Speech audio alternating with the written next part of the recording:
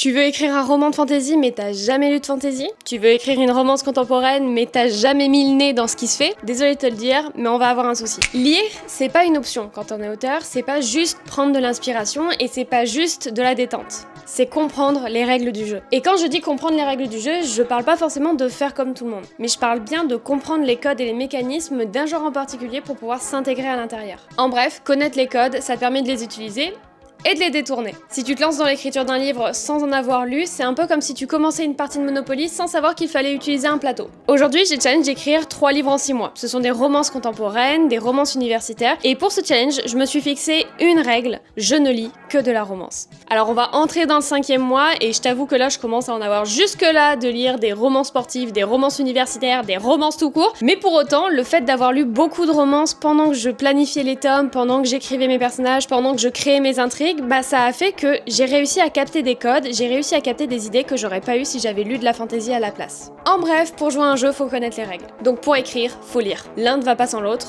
à mon sens. D'ailleurs, c'est souvent en lisant un livre en particulier que ça te donne envie d'écrire le tien. Si c'est ton cas, n'hésite pas à me dire en commentaire le livre qui t'a inspiré telle ou telle intrigue ou tel projet. Personnellement, les Campus Drivers m'ont énormément apporté en inspiration et en idées lorsque j'ai commencé à planifier cette trilogie. On se retrouve demain pour le jour 3 et d'ici là, abonne-toi!